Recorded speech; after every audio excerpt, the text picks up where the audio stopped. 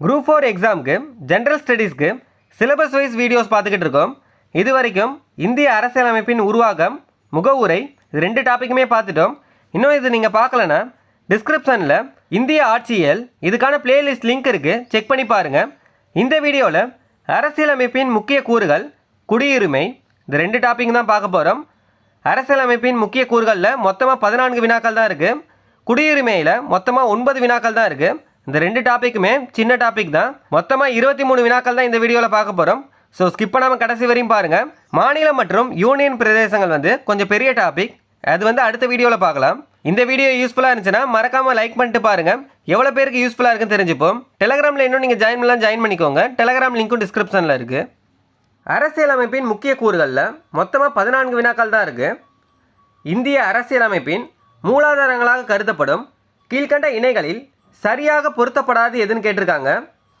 சுதந்திரமான நீதித்துறை அமெரிக்கா, ஒற்றை குடியுரிமை பிரிட்டன், பொதுப்பட்டியல் ஆஸ்திரேலியா, அடிப்படை உரிமைகளை தற்காலிகமாக நிறுத்தி வைத்தல் ரஷ்யா. இல்லை, பொருந்தாதது எதுனா அடிப்படை உரிமைகளை தற்காலிகமாக நிறுத்தி வைத்தல் ரஷ்யா, இதுதான் பொருந்தாது. சட்டத்தின் முன் அனைவரும் சமம் என்ற கருத்து எந்த நாட்டின் அரசியலமைப்பு சட்டத்திலிருந்து பெறப்பட்டது? இங்கிலாந்து நாட்டின் அரசியலமைப்பு சட்டத்திலிருந்து. சட்டத்தின் முன் அனைவரும் சமம் என்ற கருத்து எந்த நாட்டின் அரசியலமைப்பு சட்டத்திலிருந்து பெறப்பட்டதுன்னா இங்கிலாந்து நாட்டின். இந்திய அரசியலமைப்பு பாராளுமன்ற அரசாங்கத்திற்கு எது மாதிரியாக எடுத்துக்கொண்டதுன்னு கேட்டிருக்காங்க. இங்கிலாந்து நாட்டின் வெஸ்ட்மினிஸ்டர் முறையை. இங்கிலாந்து அரசியலமைப்பு பாராளுமன்ற அரசாங்கத்திற்கு எது மாதிரியாக எடுத்துக்கொண்டதுன்னா இங்கிலாந்து நாட்டின் வெஸ்ட்மினிஸ்டர் முறையை. நீதி புனராய்வு என்பது எந்த நாட்டின் அரசியலமைப்பிலிருந்து பெற்றது? அமெரிக்க நாட்டின். நீதி புனராய்வு என்பது எந்த நாட்டின் அரசியலமைப்பிலிருந்து பெறப்பட்டதுன்னா அமெரிக்க நாட்டின் அரசியலமைப்பிலிருந்து. பொதுப்பட்டியல் என்னும் கருத்து எதிலிருந்து பெறப்பட்டது? இது முக்கியமான வினா. பொதுப்பட்டியல் என்னும் கருத்து எதிலிருந்து பெறப்பட்டதுன்னா ஆஸ்திரேலியாவின் அரசியலமைப்பிலிருந்து. பொதுப்பட்டியல் என்னும் கருத்து எதிலிருந்து பெறப்பட்டதுன்னா ஆஸ்திரேலியாவின் அரசியலமைப்பிலிருந்து. அடுத்தது பொறுத்துக. சட்டத்தின் ஆட்சி இங்கிலாந்து. சட்டத்தின் ஆட்சி இங்கிலாந்து. நீதி புனராய்வு அமெரிக்கா. 356வது விதி இந்திய அரசு சட்டம் 1935 கொண்டு வரப்பட்டது. அரசின் வழிகாட்டும் நெறிமுறை அயர்லாந்து குடியரசு. சட்டத்தின் ஆட்சி இங்கிலாந்து. நீதி புனராய்வு அமெரிக்கா. 356வது விதி இந்திய அரசு சட்டம் 1935. அரசின் வழிகாட்டும் நெறிமுறை அயர்லாந்து குடியரசு.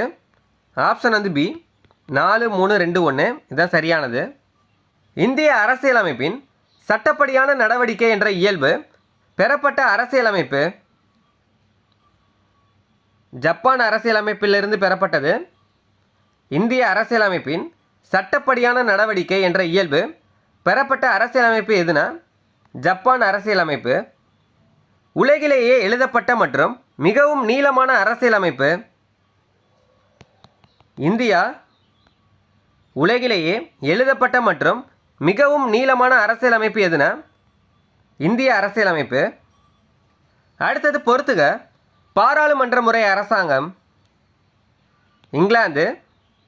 பாராளுமன்ற முறை அரசாங்கம் எங்கு நடைபெறுகிறதுனா இங்கிலாந்தில். தலைவர் முறை அரசாங்கம் அமெரிக்கா. தலைவர் முறை அரசாங்கம் அமெரிக்கா. குழு முறை அரசாங்கம் சுவிட்சர்லாந்து. சர்வாதிகார முறை அரசாங்கம் ஜெர்மனி. பாராளுமன்ற முறை அரசாங்கம் இங்கிலாந்து. தலைவர் முறை அரசாங்கம் அமெரிக்கா. குழு முறை அரசாங்கம் சுவிட்சர்லாந்து. சர்வாதிகார முறை அரசாங்கம் ஜெர்மனி. Option C 2, 4, 1, 3. அவசர நிலை பிரகடனத்தின் போது அடிப்படை உரிமைகளை முடக்கி வைக்கும் முறையை எந்த நாட்டை பின்பற்றி நமது அரசியலமைப்பில் சேர்த்துள்ளோம்? ஜெர்மனி நாட்டை பின்பற்றி அவசர நிலை பிரகடனத்தின் போது அடிப்படை உரிமைகளை முடக்கி வைக்கும் முறையை எந்த நாட்டை பின்பற்றி நமது அரசியலமைப்பில் சேர்த்துள்ளோம்னா ஜெர்மனி நாட்டை பின்பற்றி கீழ்வரும் எந்த நாட்டு அரசியலமைப்பிலிருந்து குடியரசு மற்றும் சுதந்திரம், சமத்துவம் மற்றும் சகோதரத்துவம் என்ற கூறுகள் நமது முகவுரைக்கு பெறப்பட்டது? இது முக்கியமான வினா. பிரான்ஸ் அரசியலமைப்பிலிருந்து குடியரசு, சுதந்திரம், சமத்துவம், சகோதரத்துவம் என்ற கூறுகள் எந்த அரசியலமைப்பிலிருந்து முகவுரைக்கு பெறப்பட்டதுன்னா பிரான்ஸ் அரசியலமைப்பிலிருந்து. இந்திய கூட்டாட்சி முறை எதன் அடிப்படையில் உருவாக்கப்பட்டதுன்னு கேட்டிருக்காங்க. கனடா கூட்டாட்சி முறையை பின்பற்றி. அடுத்தது பொறுத்துக. சமய ஆட்சி ஈரான். சமய ஆட்சி எங்கே நடைபெறுகிறதுனா ஈரானில். மதச்சார்பின்மை இந்தியா. நேரடி மக்களாட்சி சுவிட்சர்லாந்து. பொது உடைமை சீனா. சமய ஆட்சி ஈரான், மதச்சார்பின்மை இந்தியா, நேரடி மக்களாட்சி சுவிட்சர்லாந்து, பொது உடைமை சீனா. Option D 3, 4, 1, 2. அடுத்தது பொறுத்துக. அமெரிக்க அரசியல் சாசனம் உச்சநீதிமன்ற நீதிபதிகளை பதவியிலிருந்து நீக்கும் முறை. அமெரிக்க அரசியல் சாசனம் உச்சநீதிமன்ற நீதிபதிகளை பதவியிலிருந்து நீக்கும் முறை. ஜெர்மனியின் வெய்மர் நெருக்கடி காலத்தில் அரசியல் சாசனம் அடிப்படை உரிமைகளை நிறுத்தி வைத்தல். பிரிட்டிஷ் அரசியல் சாசனம் ஒற்றை குடியுரிமை. ஐரிஷ் அரசியல் சாசனம் பாராளுமன்றத்தின் மேலவைக்கு பிரதிநிதிகள் நியமனம். அப்படியே ஆன்சர் நேராகவே கொடுத்துருக்காங்க. 1, 2, 3, 4 சரி. அமெரிக்க அரசியல் சாசனம் உச்சநீதிமன்ற நீதிபதிகளை பதவியிலிருந்து நீக்கும் முறை. ஜெர்மனியின் வெய்மர் நெருக்கடி காலத்தில் அரசியல் சாசனம் அடிப்படை உரிமைகளை நிறுத்தி வைத்தல். பிரிட்டிஷ் அரசியல் சாசனம் ஒற்றை குடியுரிமை. ஐரிஷ் அரசியல் சாசனம் பாராளுமன்றத்தின் மேலவைக்கு பிரதிநிதிகள் நியமனம். அரசியலமைப்பின் முக்கிய கூறுகளில் 14 வினாக்கள் பார்த்துட்டோம். இந்த 14 வினாக்களுமே முக்கியமான வினாக்கள். எக்ஸாமில் ரிப்பீட்டடாக கேட்டுக்கிட்டே இருப்பாங்க. ஸோ முக்கியமாக படிச்சுக்கோங்க. சிலபஸ் வைஸ் பார்த்தீங்கன்னா அடுத்த டாபிக் மாநிலம் மற்றும் யூனியன் பிரதேசங்கள். நம்ம அடுத்த டாபிக் அடுத்த வீடியோவில் பார்க்கலாம். அதுக்கு அடுத்த டாபிக் குடியுரிமை. அந்த டாபிக் இந்த வீடியோவில் பார்க்கலாம். அடுத்த டாபிக் குடியுரிமை. இல்லை மொத்தமாக 9 வினாக்கள் தான் இருக்குது. இந்த 9 வினாக்களுமே முக்கியமான வினாக்கள். நோட் பண்ணிக்கோங்க. குடியுரிமையை பற்றிய விதி இந்திய அரசியலமைப்பு சாசனத்தில் எந்த பகுதியில் குறிப்பிடப்பட்டுள்ளது? விதி 5 முதல் 11 வரை எந்த பகுதின்னு கேட்டாங்கன்னா பகுதி 2. சட்டப்பிரிவு கேட்டாங்கன்னா சட்டப்பிரிவு 5 முதல் 11 வரை. எந்த பகுதி அப்படின்னு கேட்டாங்கன்னா 2. 1955 குடியுரிமை சட்டத்தின்படி இந்திய குடிமகன் ஆவதற்கு எத்தனை வழிமுறைகள் கூறப்பட்டிருக்கிறது? 5 வழிமுறைகள். இந்த 5 வழிமுறைகள் என்னன்னு பார்த்தீங்கன்னா பிறப்பின் மூலம், வம்சாவளி மூலம், பதிவின் மூலம், இயல்புரிமை, பிரதேச இணைவின் மூலம். 1955 குடியுரிமை சட்டத்தின்படி இந்திய குடிமகன் ஆவதற்கு எத்தனை வழிமுறைகள் கூறப்பட்டுள்ளதுன்னா 5 வழிமுறைகள். இந்த 5 வழிமுறைகள் என்னன்றது கொடுத்துருக்கேன்.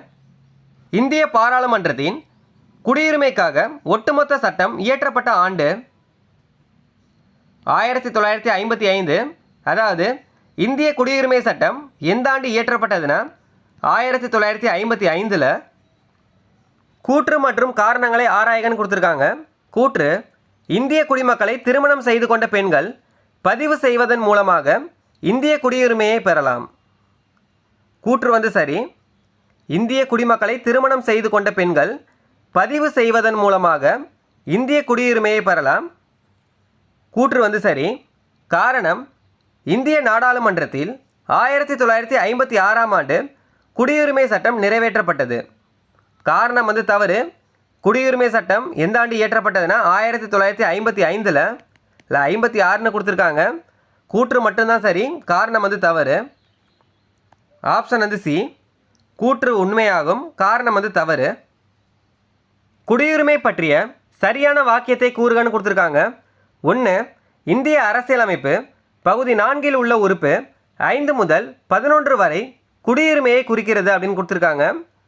1 வந்து தவறு, பகுதி வந்து தவறாக கொடுத்துருக்காங்க. குடியுரிமை பற்றிய அரசியலமைப்பு பகுதி எதுனா பகுதி 2 வரணும். இதில் 4ன்னு கொடுத்துருக்காங்க. சட்டப்பிரிவுகள் வந்து 5 முதல் 11, இது வந்து சரிதான். ஆனால் பகுதி வந்து 4ன்னு கொடுத்துருக்காங்க. 1 வந்து தவறு. பகுதி 2 வந்து எதை குறிக்கிறதுனா குடியுரிமையை பற்றி. பகுதி 3 எதை பற்றி குறிக்கிறது அப்படின்னு கேட்டாங்கன்னா அடிப்படை உரிமைகளை பற்றி. பகுதி 4 எதை பற்றி குறிக்குது அப்படின்னு கேட்டாங்கன்னா அரசு நெறிமுறை உறுத்தும் கோட்பாடுகள். 2. பிறப்பு மற்றும் குடிமை அளிக்கும் செயல் மூலம் ஒருவர் இந்திய குடியரசுத் தலைவர் பதவிக்கு தகுதியானவர். 2 வந்து சரி. 3. உரிமை துறத்தல், முடிவுக்கு கொண்டு வருதல் மற்றும் இழக்க செய்தல் மூலம் ஒருவர் குடியுரிமையை இழக்கலாம். 3 சரிதான். 4. குடிமகன் மற்றும் அயலார் இருவரும் எல்லா வகையான குடியுரிமை மற்றும் அரசியல் உரிமைகளை பெறுகின்றனர்.